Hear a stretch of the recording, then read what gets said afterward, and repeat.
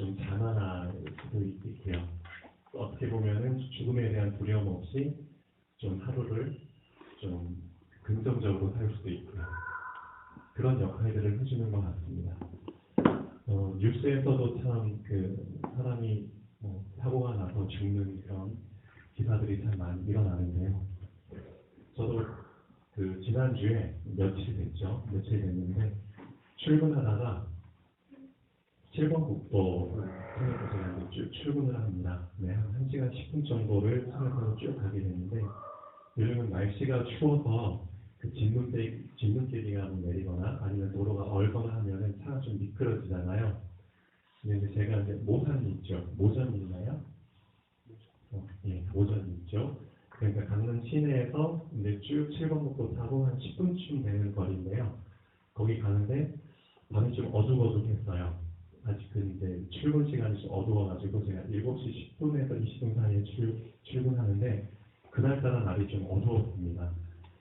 그러면 이제 저 멀리서 앞에서 그냥 밝은 불빛들이 이렇게 크리스마스 트리처럼 날은 어두운데 밝은 불빛이 그냥 쫙 일렬로 있는 거예요. 되게 멋있다 그랬는데 근데 조금 가다 보니까 차들이 이제 더 이상 가지 못하고 있는 거예요. 그래서 이제 알고 보니까 그 불빛이 차들이 정차해가지고 쫙 기다리고 있는 불빛이었습니다. 근데 이제 그 앞쪽에 한 가운데 엄청나게 큰 불빛들이 그냥 반짝반짝거리는, 알고 보니까 이제 앰뷸런스 불빛하고 119 구급대 차량 불빛이 그래서 이제 어쨌든 길이 좀 나가지고 서서히 이제 거북이 운전으로 쭉 지나갔죠. 옆에 이제 크게 사고가 나가지고 여기 사고 차량하고 사고차 견인하는 차량하고 앰뷸런스하고 119 구급대 차량하고 막 비엄겨가지고 있는 거예요. 아직도 이제 사고를 수습하느라고 119 이제 구급대원들이 이제 어떤 차가 사고가 났냐면은 1톤 용달차 트럭이라고 있잖아요. 그러니까 쉽게 말하면 이삿짐 차량이죠. 앞에 본네트가 없고 그냥 다 운전석이 있는. 근데 이 두 차가 잘은 모르는데 정면 충돌을 한 것 같아요. 도로도 좀 미끄러웠거든요. 그래서 아마도 이제 미끄러져서 정면 충돌을 한 것 같은데 차가 여기가 앞쪽이 다 찌그러졌어요. 그리고 이제 들것이 이제 밑에 있고 119 구급대원들이 이제 차 찌그러진 거 문 열려고 힘쓰고 있고 한 사람은 이제 누워 있는 것 같더라고요. 그런 상황을 제가 이제 옆에서 쭉 보면서 이제 천천히 지나갔죠. 예전에도 이런 상황을 경험한 적이 있었거든요. 그때는 어떤 상황이었냐면은 바로 제 앞에 있는 차가 이렇게 사고가 났어요. 그래서 경황이 없어가지고 제가 차를 옆에 세워놓고 그 차 찌그러진 그 문을 막 힘들게 열고 한 사람을 꺼내준 적이 있었거든요. 피를 막 온몸에 흘리고 다리가 부러진 것 같더라고요. 꺼내가지고 이제 내려놓는데 그때 이제 다행히 앰뷸런스가 와가지고 119 구급대 응급요원한테 이제 맡기고 저는 출근을 한 적이 있습니다. 옷이나 있나 피가 묻은 채로 그런 기억이 있었는데 또다시 며칠 전에 이런 경험을 하게 되니까 이런 생각을 하게 됩니다. 하나님께서 나는 지금 죽지 않고 살아있지만 어떻게 보면은 이 죽음이라는 거를 다시 생각할 수 있게끔 하시는 이유가 있겠다라는 생각을 해봅니다. 우리 충룡 청년도 벌써 1년 됐나요? 그 경험을 한 지? 얼마나 됐나요? 1년 10일 남았어요. 1년 예, 그래서 충룡이는 그 날을 기억할 겁니다. 몇 월 며칠에 어디서 그걸 아마 죽기 전에 평생 기억을 하겠죠. 죽다 살아난 날이기 때문에. 근데 우리 김삼민 집사님께서도 최근에 이런 일을 이제 겪으셨죠. 두 다리에 마비가 올 정도로 많이 다리가 제리시고 그것 때문에 이제 또 얼마 전에 병원에 가보셨는데 한번 날을 잡아서 그날은 하루 종일 좀 검사를 해봐야겠다. 그런 얘기를 이제 들으시고 나름대로 다 죽음에 대한 부분을 좀 깊이 생각해 볼 수 있는 그런 시간이 된 것 같습니다. 하나님께서 왜 이런 거를 생각할 수 있게 기회를 주신 걸까요? 다른 데 이유는 없다고 봅니다. 바로 이것 때문입니다. 서론의 삶에서 빠져나가라. 다른 이유는 없다고 봅니다. 예. 한번 죽음을 경험을 하게 되잖아요. 근데 우리가 아직도 살아있죠.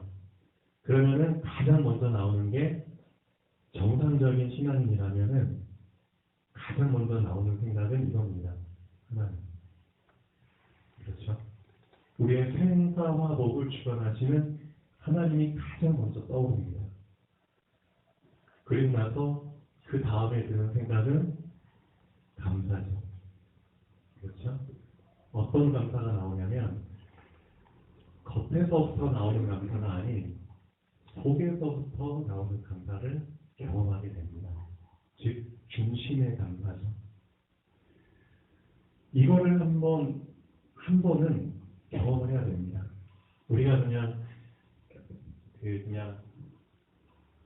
언제나 하듯이 그냥 나오는 고백처럼 그냥 감사하는 게 아니고요.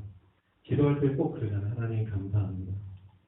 근데 어떻게 보면 그 감사도 좋은 의미의 감사지만 이런 중심의 감사를 한 번은 경험해 봐야 되지 않을까 싶습니다. 이것도 일종의 체험입니다. 내 중심 속에서부터 정말 나오는 그 감사를 내가 체험을 해야 된다는 겁니다. 예.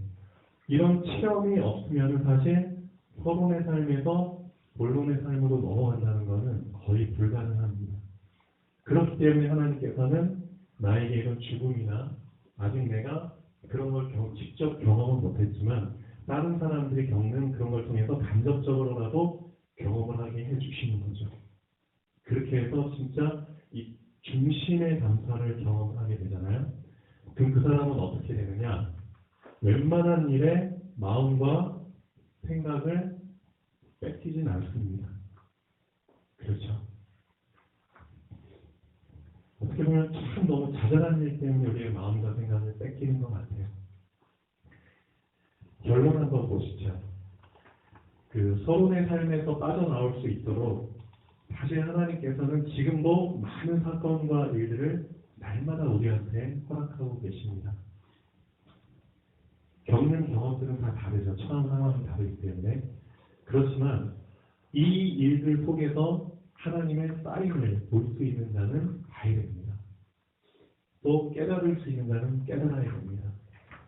예수님이 지난주에 하신 말씀처럼 들을 귀 있는 자는 들을지어다. 똑같습니다. 하나님께서 많은 일들을 우리한테 24시간 중에 허락해 주시는데 그 가운데 볼 수 있는 자는 볼 수 있는 눈을 가진 자는 볼지어다. 같은 의미입니다. 깨달을 수 있는 지혜를 가진 자는 깨달을지어다. 그런데 많은 사람들이 그거를 못 본다는 거죠. 듣지 못한다는 겁니다. 그런데 나마저 그런 사람이 될 필요는 없잖아요. 그렇죠? 어쨌든 네 종류의 밭이 존재하고 그 가운데 어떤 사람들은 그냥 돌짝밭, 길가밭, 가시떨기밭 그런 삶을 산다 할지라도 나마저 그런 삶을 살 필요는 없잖아요. 하나님께서 정말 원하시는 그 한 사람 씨를 뿌리면은 결실을 할 수 있는 그 한 사람을 찾고 계십니다. 결론에 또 이런 말이 있죠. 사실 하나님이 씨를 엄청 많이 뿌리십니다. 전 세계에 엄청나게 많은 씨를 뿌리는데 어떻게 보면 그 씨들이 결실치 못하고 죽는 씨들이 태반이라는 거죠. 그 씨가 참 아깝죠. 아깝죠. 하나님 마음 얼마나 슬프실까요? 그 씨 하나하나가 담겨진 엄청난 큰 의미가 있는데 그 뜻을 펴지 못하고 그냥 그렇죠. 꿈도 이루지 못하고 죽으면 참 아까운 것처럼 슬픈 것처럼 하나님 입장에서도 이 말씀의 씨가 전 세계 사람들한테 막 뿌려지고 있는데 그 말씀의 씨가 정말 제대로 심기기만 하면은 엄청난 기적의 역사들이 일어날 것은 분명한데 그런데 그 말씀의 씨들이 지금도 너무나 헛되이 버려지고 있다는 거죠. 하나님 입장에서 보면 그것만큼 안타까운 게 없다는 겁니다. 왜냐? 말씀이 곧 하나님이시기 때문에. 어떻게 보면 하나님이 버려지고 있는 거나 다름이 없다는 거죠.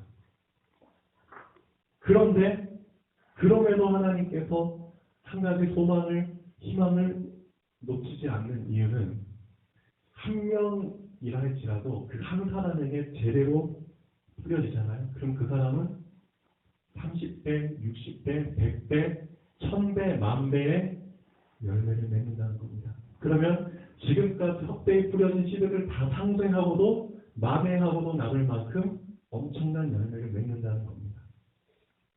그렇죠. 엄청난 겁니다. 다른 사람은 모를지라도 우리는 그런 열매를 결국은 가장 중요한 거는 결실을 할 수 있느냐 없느냐 결국은 거기에 포인트가 있습니다. 우리 한 사람이 하나님을 위해서 살 수 있는 그 시간은 정해져 있습니다. 기껏 해봤자 그렇죠? 80살, 90살 그렇죠? 일찍 죽으면 뭐 40살, 50살 그렇게 되겠죠. 근데 하나님의 그 계획은 알파와 오메가 되신 하나님 그렇죠? 어떻게 보면은 그 계획을 이루시기까지는 수많은 시간이 걸릴 수밖에 없는데 결국 하나님의 그 원대한 계획을 이루기까지는 사람들의 연수로 따지면 수십 대, 수백 대의 사람들을 거쳐야지만 이루어질 수 있는 계획이라는 겁니다. 지금도 마찬가지죠. 첫사람 아담에게 주신 언약이 어떻게 보면 아담이 그 언약을 놓쳐버리니까 그 언약을 완성시키기 위해서 아담의 후손들 누가 누구를 낳고 그런 과정을 지금까지 수백 대, 수천 대를 반복하고 있는 겁니다. 그 중에 한 사람은 몇백 살까지 살고 그 중에 어떤 사람은 몇십 살 살다 죽고 그렇죠. 그런 삶을 계속 반복하고 있는 겁니다. 언제까지? 하나님의 이 오메가의 계획이 성취될 때까지 오메가의 그 시간표까지 될 때까지. 그럼 그렇게 따지면은 가장 중요한 거는 우리를 통해서 결실을 맺어야지만 그 결실이 또다시 그렇죠. 이어받을 수 있다는 겁니다. 그 하나님의 계획. 나에게 주신 하나님의 계획이 나로 끝내는 게 아니라 나를 통해서 또 누구한테 바톤이 넘겨지듯이 전파가 돼야 된다는 얘기입니다. 그게 포인트입니다. 그게. 그런데 다른 길가와 돌짝과 가시떨기 같은 밭의 종류는 다르지만 문제는 뭐냐면은 결실을 못한다는 겁니다. 그럼 그 밭들은 소용이 없다는 거죠. 그래서 우리의 생각을 바꿀 필요가 있고요. 우리의 근본을 바꿀 필요가 있습니다. 어떻게 바꿔야 되느냐? 지금 우리 이영옥 성도님께서 앉아 계시죠. 지금 연세가 어떻게 되시죠? 예, 80이 넘으십니다. 우리 이길진 성도님은 연세가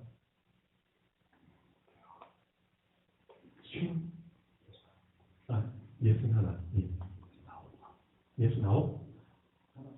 61. 예. 60대, 80대 되십니다.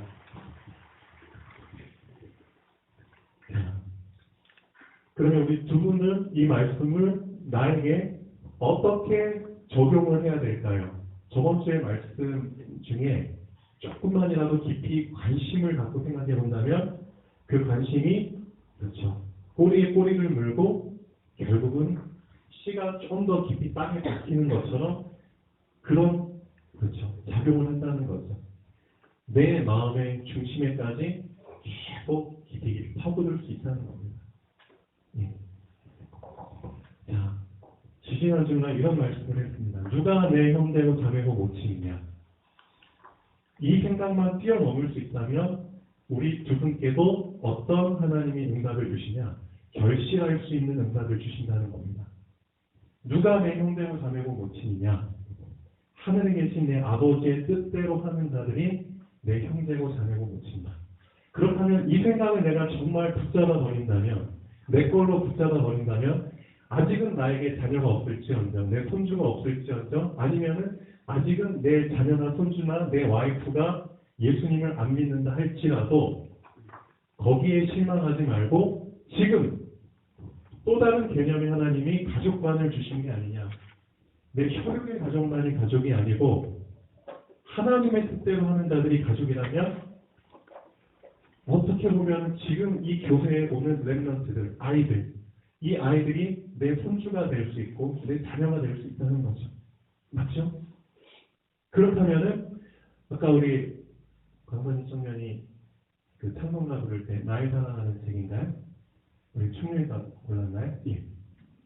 랩몬트 예배 때 그 찬송가를 불렀죠. 우리 다 좋아하는 찬양입니다. 나의 사랑하는 책 비록 헤어졌지만 어머니의 무릎 위에 앉아서 예. 재미있게 듣던 말 그때 일을 지금도 내가 기억하며 생각을 한다고 하죠. 그 일을 해줄 수 있다는 겁니다. 누구한테? 우리 영적으로 새로운 가족이 된 렘넌트들한테.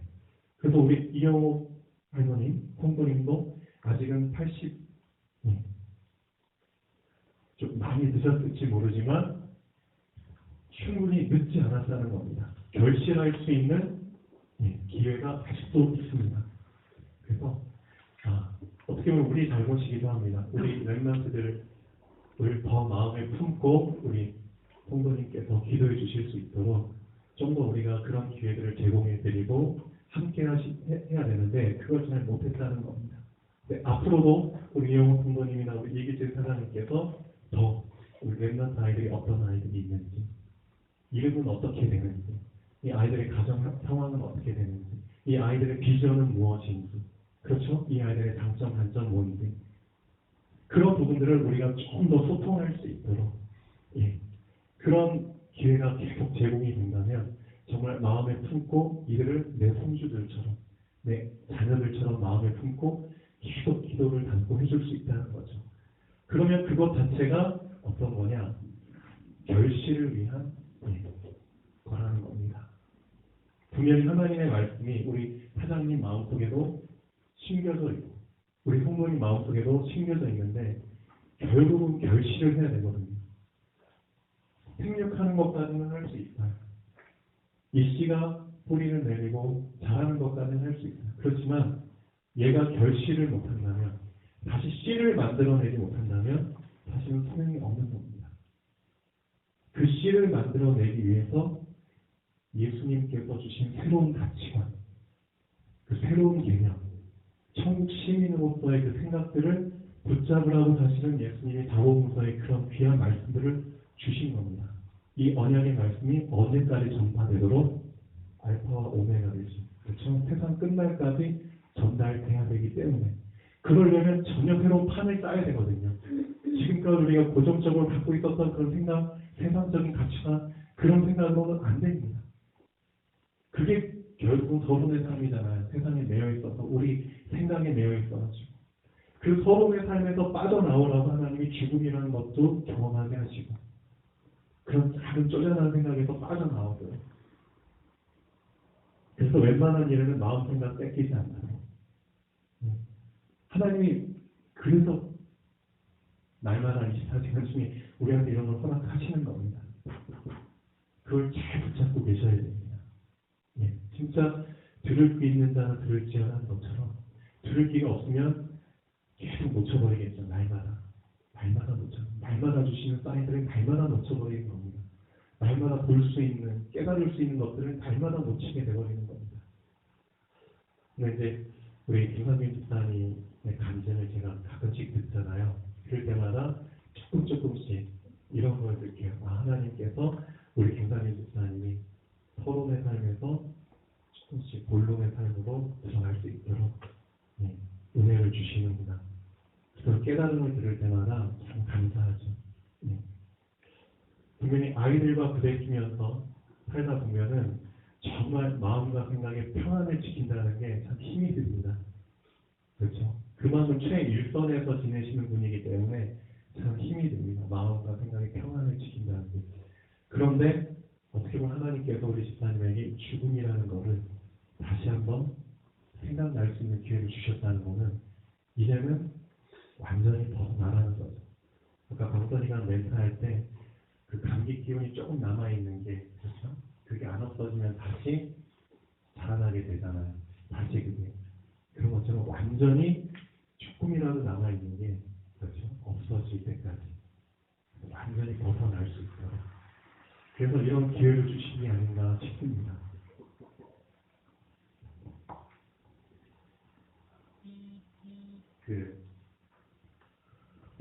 아침에 이제 주엄마랑 잠깐 얘기를 하는데 주엄마는 이런 두려움이 있어요. 누구나 이런 두려움이 있겠죠. 진짜 말세 시대가 되면은 정말 많은 환난과 고난과 죽음 그런 게 있을 텐데 그런 걸 나도 겪어야 되지 않느냐. 예, 그런 두려움이 누구한테나 있는 것 같아요. 주원받는데 그런 두려움이 아직까지도 남아있죠. 그래서 저한테 또 오늘 아침에 물어보더라고요. 어제 또 우리 랩런트들한테 영상 보여줄 때 그런 간증을 했었잖아요. 한 목회자님께서. 예. 지금도 믿는 자들에 대한 핍박, 또 죽음 그런 건 계속되고 있습니다. 지금도. 이슬람권 국가에서도 그런 기사가 종종 나오고 있죠. 근데 이게 더 노골적으로, 공식적으로, 이제 합법적으로 그런 일들이 일어난다는 겁니다. 그런 시대가 바로 코앞에 왔는데, 그럼 우리는 어떻게 해야 되냐는 거죠. 그래서 이제 예수님께서는 요한계시록이라는 걸 통해서 우리한테 미리 말씀해 주고 계십니다. 미리. 수많은 믿는 자들이 있는데, 그 믿는 자들이 다 같이 다르다는 거죠. 어떤 믿는 자는 길가다, 어떤 믿는 자는 돌짝다, 어떤 믿는 자는 가시밭이다, 어떤 믿는 자는 목보다. 근데 어떤 교회는 자 요한계시록 2장에 보면은 7개의 교회가 나옵니다. 7 종류의 교회가. 그러니까 말세 시대에 크게 나누면은 7 종류, 7 색깔을 띤 신앙인들이 나온다는 겁니다. 예. 근데 그들도 다 믿는 자들이죠.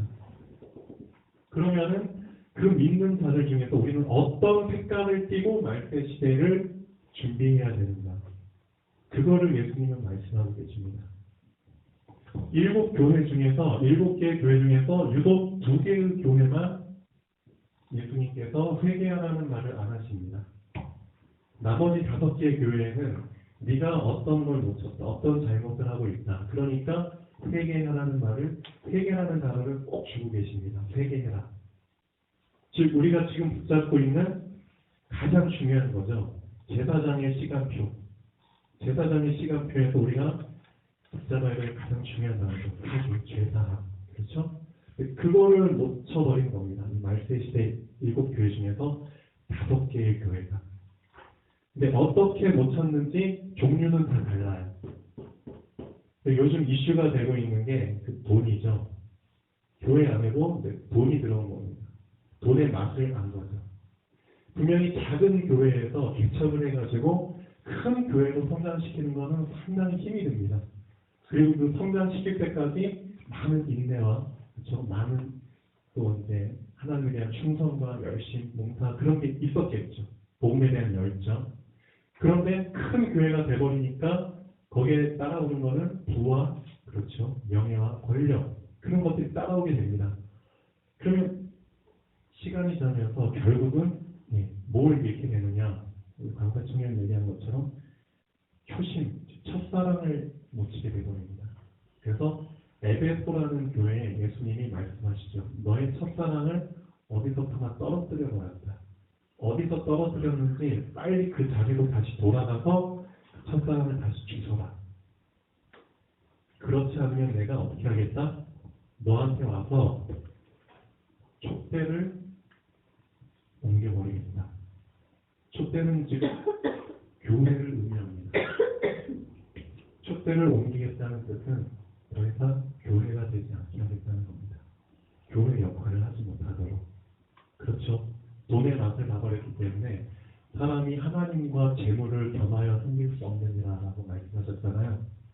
결국 너희는 하나님을 섬기는 게 아니라 재물을 섬기는 곳이다. 그러면은 교회가 아니다. 촛대를 옮겨버리겠다. 그러니까 회개해라. 그런 말씀을 주십니다. 또 나머지 교회들도 놓친 부분들이 많아요. 우리한테 미리 알려주시는 겁니다. 그래서 그 부분들을 우를 범하지 말라고. 그런데 유독 2개의 교회에는 예수님이 칭찬을 하시죠. 서머나 교회라는 것과 빌라델비아 교회라는 것입니다. 서머나 교회는 이런 말씀을 하십니다. 내가 너의 환난과 궁핍을 알고 있다. 네가 작은 자처럼 보이지만 실상은 큰 자다, 부요한 자다. 내 많은 사람들이 너희를 핍박하지만 괜찮다. 나는 부활이고 생명이다. 난 처음이고 나중이다. 장차 사단이 너희 가운데 몇 사람을 불러가지고 시험에 던지고 오게 던질 것이다. 그렇지만 내가 죽도록 충성하라. 그리하면 생명의 멸류관을 너한테 줄 것이다. 그리고 나서 하시는 말씀, 귀 있는 자는 들을지어다. 저번 주 말씀 제목을 사실 요한계시록 2장 3장에 보면 가장 많이 말씀하고 계십니다. 귀 있는 자는 들을지어다. 즉 준비하라는 겁니다. 지금 이미 노아 시대가 와버렸기 때문에 방주를 만들 준비를 하라는 겁니다. 그래서 다섯 교회의 그런 실수를 따라가지 말고 이 두 교회처럼 그걸 준비하라는 겁니다. 빌라델피아 교회는 이런 말씀을 주시죠. 자, 한번 읽어보면 좋겠습니다. 요한계시록 곰곰이 생각해 보시고 우리 교회가 갈 길입니다. 진짜 우리 교회가 갈 길입니다.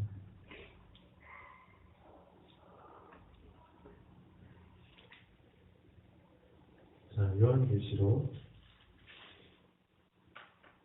자, 빌라델비아 교회 주신 말씀 한번 읽어주시죠.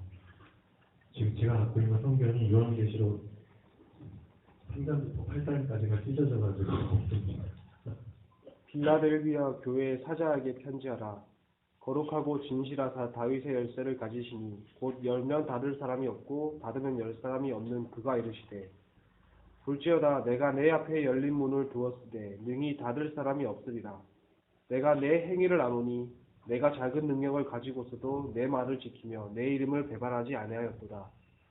보라 사탄의 회당 곧 자칭 유대인이라 하나 그렇지 아니하고 거짓말하는 자들 중에서 며칠 내게 주어 그들로 와서 내 발 앞에 절하게 하고 내가 너를 사랑하는 줄을 알게 하리라. 내가 나의 인내의 말씀을 지켰은즉 내가 또한 너를 지켜 시험의 때를 면하게 하리니 이는 장차 온 세상이 임하여 땅에 거하는 자들을 시험할 때라. 자, 네가 나의 인내의 말씀을 지켰으니 이 말씀이 포인트죠. 인내의 말씀을 지켰으니 그래서 거기에 대한 보상으로 어떻게 하시겠다고 하나요? 하는 때 내가 너를 지켜 환난의 때를 어떻게 하리라? 면하게 하리라. 그게 포인트입니다. 지금 우리 교회는 사실 다른 교회들, 다른 사람들하고는 많이 다른 길을 가고 있습니다. 어떤 길을 가고 있냐면 인내의 길을 가고 있죠. 다른 사람들이 잘 하기 힘든, 그렇죠? 어떻게 보면 좁은 길을 가고 있는 겁니다. 그런데 이 길을 가는, 그렇죠? 우리의 말수, 우리의 하루하루 이런 것들을 다 예수님께서 다 계산을 해주신다는 겁니다. 어떻게 보면 숫자적으로 얘기하면. 그래서 실제 환난의 때가 왔을 때 그 날들을 우리가 인내한 만큼, 우리가 이 삶을 산 만큼 그 환난의 때를 면하게 해준다는 겁니다. 엄청나게 중요한 의미가 있습니다. 지금 우리가 사는 삶이 좀 힘들고, 그렇죠? 많은 오해가 있고, 그렇지만 남들이 알아주지 않고, 그렇지만 분명히 진짜 환난이 시작됐을 때 거기에 대한 보상을 우리는 경험하게 됩니다. 빌라델피아 교회죠. 말세 시대 때 분명히 7종류의 교회가 존재합니다. 완전히 아수라장처럼 되겠죠. 근데 결국 이 인내의 말씀을 붙잡은 교회, 그 교회가 살아남게 됩니다. 예수님이 또 이런 말씀을 하십니다. 만약에 내가 이 환난 시대에 환난의 날을 내가 만약에 감하여 주지 않으면 아무도 살아남지 못한다. 그런 말씀도 하십니다. 그만큼 환난이 크고 중대하다는 거겠죠. 그 날을 내가 감해 주지 않으면 아무도 살아남지 않을 만큼 큰 환난이다. 그러나 너희들한테는 그 환난의 날을 감하여 주겠다는 겁니다. 즉 살아남게 해주시겠다는 겁니다. 그게 노아의 방주하고 같은 의미겠죠. 그래서 우리 교회는 사실 인내의 말씀을 계속 붙잡고, 그렇죠? 이 말들을 계속 살아가는 것이 우리에게 주어진 미션입니다. 결국 그 날이 왔을 때 우리 교회는 방주 역할을 할 수 있게 되는 겁니다. 그래서 환난에서 하나님이, 그렇죠, 방주 안에 들어온 다 살아남는 것처럼 그 환란을 피할 수 있도록 하나님이 해주십니다. 오늘 교동문 그 시편 121편에 참 중요한 내용이 나옵니다. 여호와께서 너를 지켜 모든 환란에서 너를 면하게 해주실 거라고 말을 하고 있죠. 시편 121편 한번 다시 읽어보죠. 교동문 53번인가요? 여호와께서 너를 지켜 모든 환난을 면하게 하시며 또 네 영혼을 지키시리로다. 그런데 누구한테 이 말씀을 주신 거냐면은 아무한테나 주신 게 아닙니다. 이 7 교회 모두에게 주신 게 아니라 어떤 걸 붙잡은 사람, 어떤 걸 붙잡은 교회한테 주신 거냐면은 즉 근본을 놓치지 않고 근본으로 붙잡은 사람에게 주신 말씀입니다. 하나님이 말씀하시는 근본은 딴 게 아닙니다. 내가 산을 향하여 눈을 들리라. 왜 눈을 드냐면은 나의 도움이 어디서 오는지를 알고 있는 자에게 주신 말씀입니다.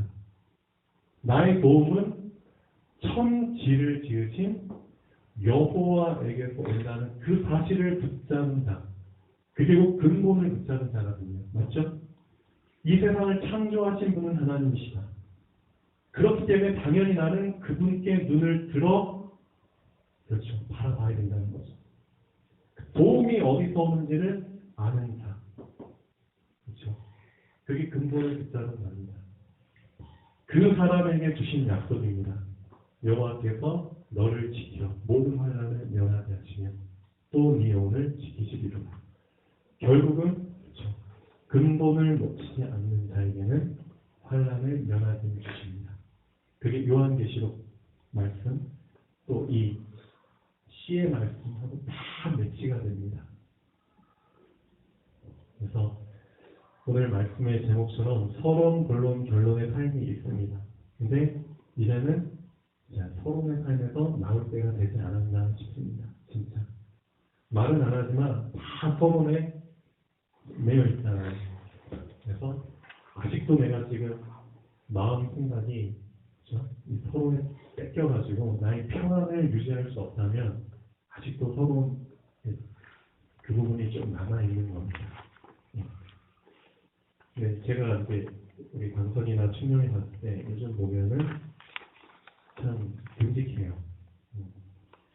일반 도통 청년들이나 다른 사람들 같으면은 이 마음의 평안을 유지한다는 게 쉽지 않거든요. 근데 그 웬만한 큰 일이 아닌 이상 평안을 참 잘 유지를 하더라고요. 그것도 참 감사하죠. 그것도 되게 능력입니다. 네.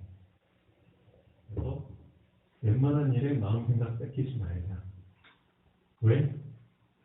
자, 하나님이 우리한테 원하시는 삶은 따로 있기 때문에 그 본론의 삶을 살아드려야 되잖아요. 권사님 기도하신 것처럼. 그렇죠? 서론의 삶에 더 이상 시간 낭비할 겨를이 없다는 겁니다. 이미 환란은 시작됐고 이미 7 종류의 교회가 있고 이 가운데 하나님께서 우리에게 어떤 길을 가야 될지 이미 알려주셨고 답을 주셨습니다. 그 삶을 준비를 해야 됩니다. 그래서 간혹가다 죽음이라는 것도 우리 주변에 있어서 그런 것들을 생각할 수 있게끔 다시 해주셨고 그래서 하루에 일어나는 일들 중에서 한 파인들을 이제는 붙잡고 놓치지 않아야 됩니다. 자, 책을 사면은 새 책을 사면 서점에서 새 책을 사면은 자, 책이 이제 투명한 비닐로 다 쌓여져 있잖아요. 뜯지 못하도록. 자, 서론의 삶은 뭐냐면은 이런 겁니다. 책이 서론, 본론, 결론이 있는데 책을 타고 뜯지도 않고 그냥 처박아 놓는 그런 거겠죠. 책 내용은 전혀 모르겠죠. 그냥 제목만 보겠죠. 겉표지. 그런 삶을 사는 사람들이 있습니다. 그게 어떻게 보면은 말씀의 씨가 떨어졌는데 전혀 땅 속을 파고들지 못하고 그냥 완전히 그냥 땅 위에 고스란히 놓여져 있는 상태입니다. 그게 길가마치겠죠. 네. 땅의 맛을 보지도 못하고 그러다가 어떻게 되나요? 그 씨가 새들이나 그런 것들이 와서 먹기도 하고 아니면 지나가는 사람들 발에 밟혀가지고 으깨어져가지고 죽기도 하고 그렇게 되겠죠. 우선은 이 비닐을 뜯어봐야 됩니다. 뜯어보고 그 다음에 좀 책 표지를 좀 열어는 봐야 되지 않느냐.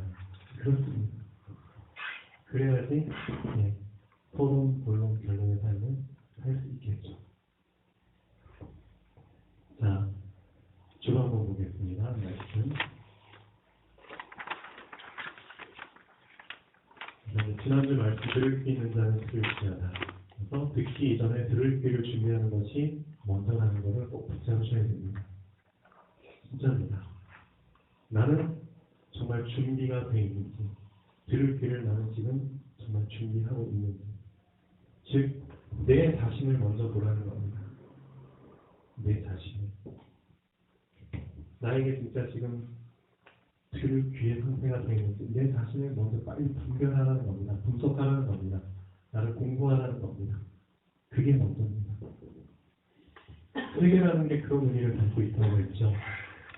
나 자신을 언제부턴가 안 보게 되면은 그 사람은 이미 예수님이 말씀하신 것처럼 첫사랑을 놓치게 되어버리는 그런 상태가 되어버립니다.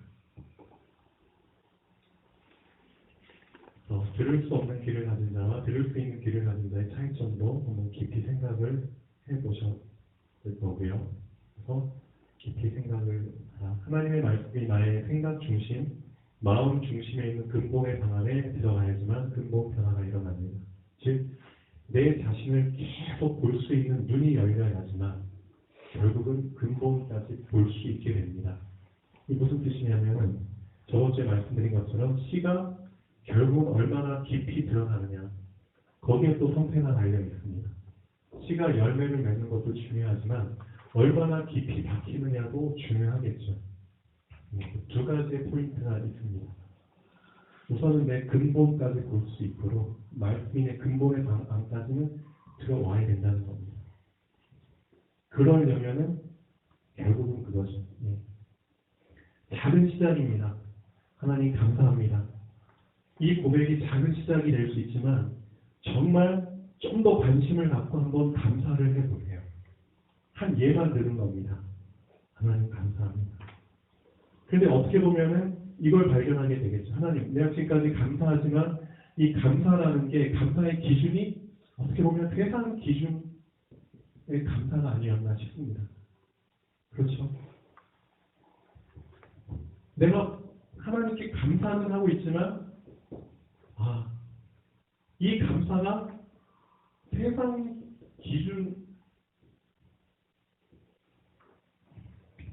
이 세상 기준이 나에게 언제부턴가 감사의 기준이 돼가지고 세상 기준을 통용해가지고 내가 감사를 드리고 있구나. 그걸 언제부턴가 발견하게 됩니다. 그러니까 세상 기준의 감사가 뭐죠? 나에게 뭐 건강이 있어서 감사합니다. 그냥 두 다리가 있어서 감사합니다. 그런 거겠죠. 어떻게 보면 이건 다 육신적인 수준의 감사라는 겁니다. 그런데 하나님이 원하시는 진짜 감사의 근본은 어떤 감사냐?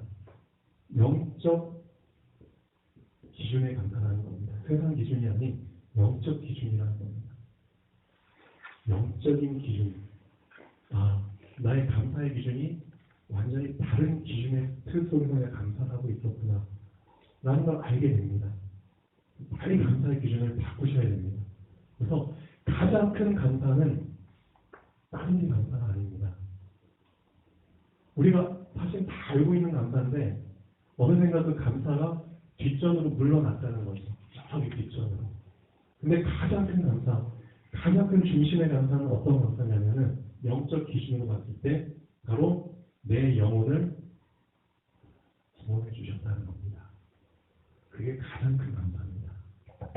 그럼 과연 나를 구원해 주셨다는 것에 대해서 우리가 날마다 기도할 때마다 감사 기도를 하지만 실제 이 중심으로부터 이 사실에 대한 감사가 나왔느냐, 내가 그걸 경험했느냐, 체험했느냐, 그거라는 거죠. 일단 그걸 경험하고 체험할 때까지 계속 깊이 생각하셔야 됩니다. 하루에 10분씩이라도 20분씩이라도 계속 구원이라는 거에 대해서 생각을 하셔야 됩니다. 그 구원이라는 것 자체에 대해서. 그러면 분명히 그 구원과 결부돼서 진짜 중심의 감사가 나옵니다. 거기서부터 시작이 됩니다. 사실 내가 구원받은 그 감사가 얼마나 큰지.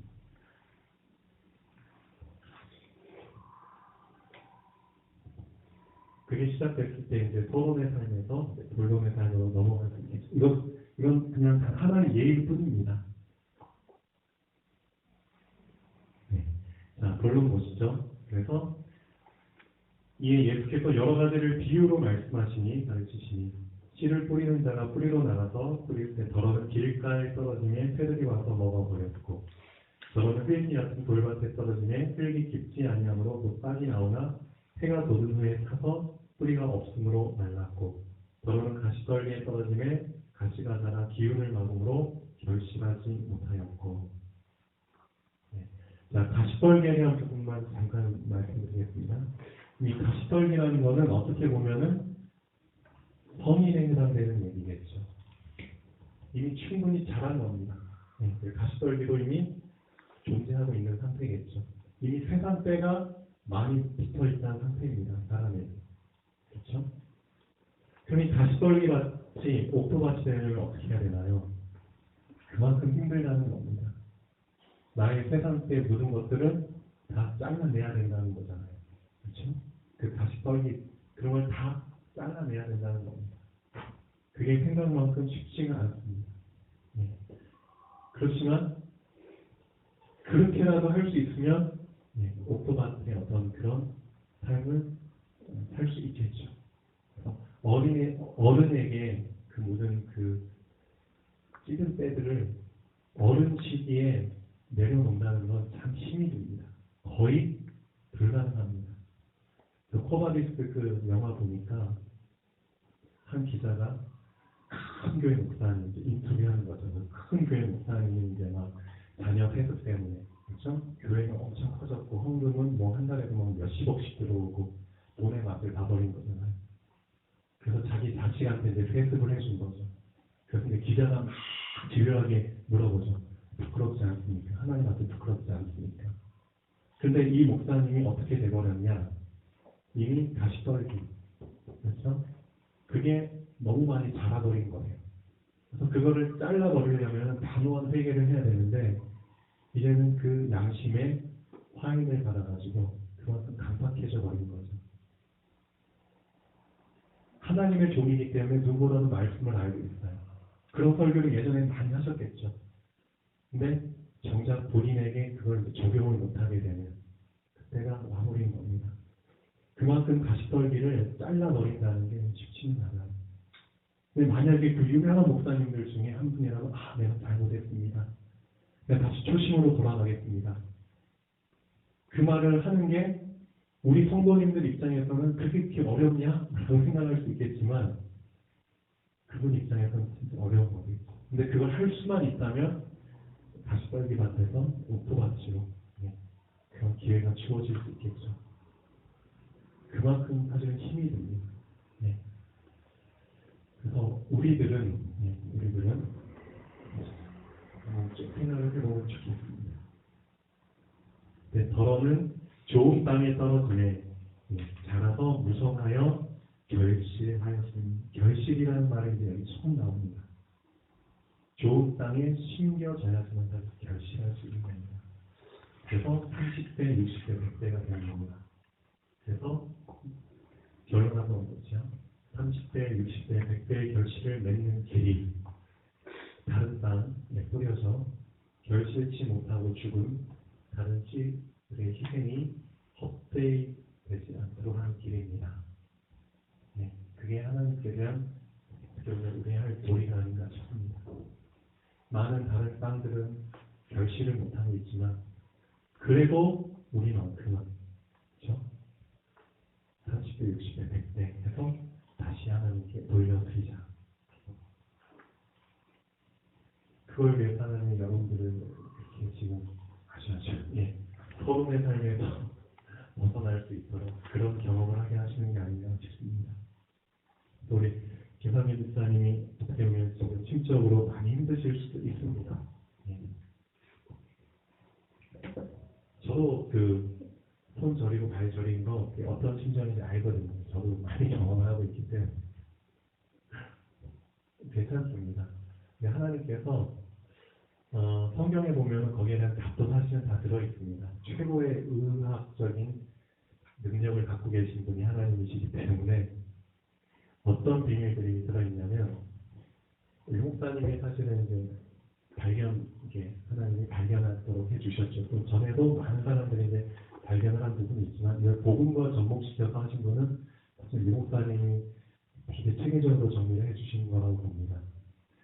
사람의 게 있어서 가장 그 생명의 그 근원이 될 수 있는 부분은 바로 호흡입니다. 이 안에서 많은 그 건강을 유지시킬 수 있는 비밀이 들어있습니다. 저도 잘은 모르지만 창세기 2장 7절에 이런 말이 나오죠.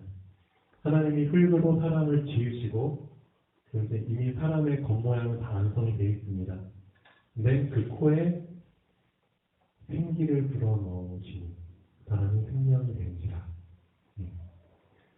생기를 왜 불어넣어 주셨을까? 왜 그런 제스처를 하나님이 취해 주셨을까? 호흡이라는 게 영적으로 깊은 의미가 있지만 육신적으로도 깊은 의미가 있습니다. 사실 이제 집사님이나 저 같은 경우는 피가 많이 부족하죠. 빈혈 증세. 그래서 이제 그 피가 부족한 만큼 온몸에 그렇죠. 공기를 숨을 쉴 때 세포들도 다 숨을 쉬어야 되는데 그걸 충분히 공급을 못 해줍니다. 그러면은 몸이 저리게 되는 현상들이 많이 나옵니다. 힘을 갑자기 확 줘버리면은 그 근육이 긴장된 상태에서 잘 이완이 안 되기 때문에 풀리지 않기 때문에 좀 힘들죠. 저림 현상이나 몸이 갑자기 지지 못하게 되는 그런 현상들이 나타납니다. 근데 그런 부분들을 그래도 회복할 수 있는 가장 좋은 방법이 호흡이라는 겁니다. 이 세상 공기 안에 하나님께서는 생명의 기운들을 많이 불어넣어 주셨습니다. 그것들을 깊이 우리 안에 들어 마실 수 있는 그런 능력을 키우면 됩니다. 깊은 호흡, 그렇죠? 상당히 중요합니다. 그래서 제가 전에도 이런 말씀드렸죠. 이제 치과에 오는 환자분들 중에 해녀분들은 되게 나이를 완전히 제가 측정을 잘 못하겠더라고요. 분명히 환자 그 주민등록 차트상에는 이분이 연세가 80이 넘으셨는데 딱 보면은 60 몇 살밖에 안 돼 보여요. 그만큼 해녀들은 물속에 들어가서 숨을 오래 참아야 되잖아요. 그러면 그 오래 참는 그 시간, 폐의 능력을 키운 겁니다. 왜냐하면 그래서 그만큼 공기를 우리 몸 안에 오래 갖고 있을 수 있는 능력을 키운 거죠. 그게 하루아침에 되지 않습니다. 우리 집사님도 저도 마찬가지로 여러분들도 마찬가지로 지금부터 그 평화에 대한 능력을 키우라는 겁니다. 그렇게 하면 하나님께서 주신 왜 우리 안에 생기를 불어넣어 주셔서 생명이 되게 하셨는데 창조 원리까지도 붙잡을 수 있게 되는 이런 비밀을 알게 됩니다. 이것도 어떻게 보면 사인이라는 거죠. 수많은 사인 속에서 본론의 삶을 살 수 있어요. 깊은 호흡.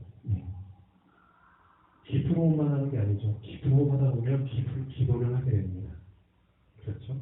하게 됩니다. 자연스럽게 하게 됩니다. 이 깊은 기도 가운데 근본까지 접근할 수 있는 하나님 문을 열어주십니다. 그럼 나의 육체의 건강만 회복되는 게 아니라 영적인 건강도 회복되게 됩니다. 자연스럽게 그렇게 하나님이 인도해 주십니다. 본론의 삶을 살게 하기 위해서 하나님이 이렇게 시나리오를 짜셨다면 엄청 감사한 거겠죠. 전 그게 맞다고 봅니다. 그래서 어떻게 보면 우리가 앞으로 또 준비하고 해야 될 일이 너무 많잖아요. 이제 막 본론의 삶을 준비하고 있는데 그 반주를 이제는 지을 실제적인 때가 됐는데 그래서 여기 있는 한 사람분의 역할이 너무나 중요합니다. 그리고 다 지을 때까지는 그렇죠? 하나님 여러분의 건강도 책임져 주실 줄 저는 믿고 있습니다. 그래서 죽음에 대한 부분 거기에 두려움에 잡히지 마시고요. 죽음이라는 걸 하나님이 우리에게 경험하게 해주신 것은 두려움에 잡히라고 주신 게 아닙니다. 근본을 붙잡으라고 주신 겁니다. 그렇죠? 그러면 됩니다. 그래서 서론의 삶에서 빠져나올 수 있도록 하나님은 지금도 많은 사건과 일들을 날마다 우리에게 허락하고 계십니다. 사이드를 볼 수 있는 자는 보고 깨달을 수 있는 자는 깨닫기를 바랍니다. 자, 기도하겠습니다. 하나님